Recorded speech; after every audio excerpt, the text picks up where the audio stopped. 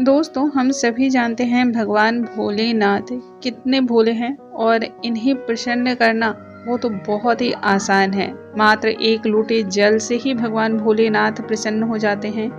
लेकिन आज के इस वीडियो में मैं आपको एक लोटे जल के अलावा 3 ऐसे उपाय बताने वाली हूँ जिन्हें आपको 3 मई के दिन जरूर करना है।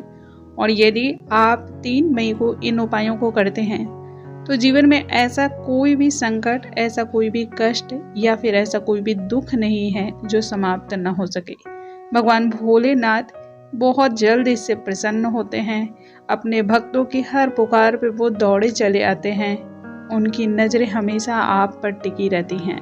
3 मई अर्थात उस दिन बुध प्रदोष का व्रत पड़ रहा है और बुध प्रदोष के दिन संतान से संबंधित समस्याएं हों या फिर वाणी से जुड़ी हुई कोई भी समस्याएं, यदि आपको गुस्सा तेज आता हो या फिर ऐसा लग रहा हो कि आपका व्यवसाय सही ना चल रहा हो, लाख मेहनत के बाद भी आपको तरक्की ना मिल रही हो या फिर क्रोध बहुत जल्द आता हो, आपसी रिलेशनशिप को मेंटेन करने में आपको बहुत ज़्यादा मेहनत करने के बाद भी उस तरह रिजल्ट नहीं मिलता जैसा आपको मिलना चाहिए, तो आपको ये वीडियो खास कर ज़रूर देखना चाहिए और इन उपायों को करना चाहिए। जीवन में इससे सारी समस्याएं सुलझने लगती हैं और तरक्की के रास्ते खुलते हैं। आइए जानते हैं इसके बारे में। नमस्कार दोस्तों, कैसे हैं आप सभी। उम्मीद करती हूँ आप सभी स्वस्थ होंगे, सुरक्षित होंगे और आप सभी को उत्तम भविष्य की कामना करते हुए आज का ये वीडियो स्टार्ट करती हूँ। सालों भर हम भगवान भोलेनाथ को प्रसन्न करने के लिए कई उपाय करते हैं और इन उपायों के द्वारा जीवन में आ रही कई तरह की संकटों को हम दूर करते हैं। अपनी मनोकामनाओं की पूर्ति के लिए हम आए दिन कोई न कोई उपाय तो करते ही रहते हैं।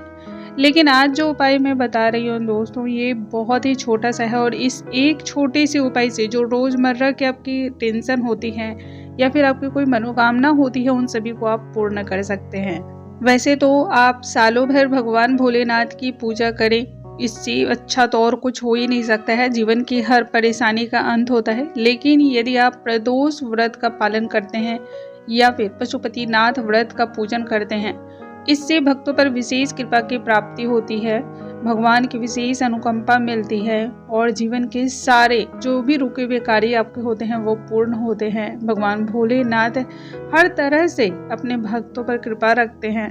चाहे आपके मन में किसी भी तरह की टेंशन हो या फिर कोई भी इच्छा हो, वो सभी पूर्ण होती है। आज के दिन मैं आपको बताने वाली हूँ 3 मई यानी कि बुध प्रदोष व्रत के दिन आपको भगवान भोलेनाथ पर अर्पण करने वाली खास चीजें और इनसे होने वाले फायदे। ये बहुत ही कॉमन सी बात है दोस्तों। इस तरह की टेंशन तो आम जीवन में जी रहे हर व्यक्ति को होती है, लेकिन उसका उपाय उसके पास नहीं होता है। तो आइए हम उपाय के बारे में जानते हैं। दोस्तों, सबसे पहले हमें लेनी है 7 बेलपत्री। याद रखें, प्रदोष व्रत के दिन या फिर भगवान भोलेनाथ की पूजा आप जिस दिन भी करते हो, जैसे सोमवार के दिन हो गया, त्रयोदशी या फिर किसी भी तरह के प्रदोष व्रत, पशुनाथ का व्रत जब भी आप करते हो तो सेम डे आपको बेलपत्री को नहीं तोड़ना है। आपको एक दिन पहले ही बेलपत्री को तोड़ कर रख लेना है। इन 7 बेलपत्री पर आपको अलग अलग चीजें उनके पत्रों पे लगानी है। जैसे कि पहले पत्र पे आप अष्टगंध लगा लें, दूसरे पत्री पे आप शहद लगाएं, तीसरी पर आप थोड़ा सा चंदन लगाएं, चौथे पर आप चावल के दाने चिपकाएं, 5वें बेल पत्री पे आपको इत्र जरूर लगा लेना है और 6ठे बेल पत्र पर आप किसी भी तरह के पंचामृत का उसमें स्पर्श कराएं। 7वें बेल पत्र पर आपको मूंग चिपका लेना है और इस तरीके से अब आपको ओम नमः शिवाय बोलते हुए एक एक बेल पत्री आपको अर्पण करना है। यदि आप इस उपाय से भगवान भोलेनाथ को बेलपत्री अर्पण करते हैं तो दुनिया का ऐसा कोई भी दुख नहीं है, कोई भी संकट नहीं है जो दूर ना होता हो। अब आते हैं दूसरे उपाय की ओर। तो दूसरे उपाय में हमें चाहिए 7 दाने मूंग के, और मूंग का ये वही दाना है जिसे हम खाने में इस्तेमाल करते हैं। इसके 7 दाने हमें ले लेने हैं। 7 दाने को हमें एक एक करके भगवान भोलेनाथ पे अर्पण करना है। यदि आप ऐसा करते हैं तो आपकी संतान से जुड़ी हुई कोई भी समस्या हो, वाणी से जुड़ी हुई कोई भी समस्या हो या फिर आपको क्रोध बहुत जल्द आता हो, इन सभी चीज़ों में, या फिर कारोबार में तरक्की ना हो रही हो, ये सभी चीज़ें आपकी सुलझने लगती हैं, सारी समस्याएं आपकी समाप्त होती हैं। सबसे लास्ट और तीसरा उपाय आपको करना है, 1 लोटा जल लेना है। जल में आप थोड़ा सा गंगा जल, थोड़ी सा अक्षत और काला तिल डाल लें। अब इसके साथ ही हम इसमें डालेंगे दूब, जो कि दुर्वा हम जिसे कहते हैं, भगवान गणपति जी को बहुत प्रिय है, इसे हमें डालना है और इनसे हमें अभिषेक करना है शिवलिंग का।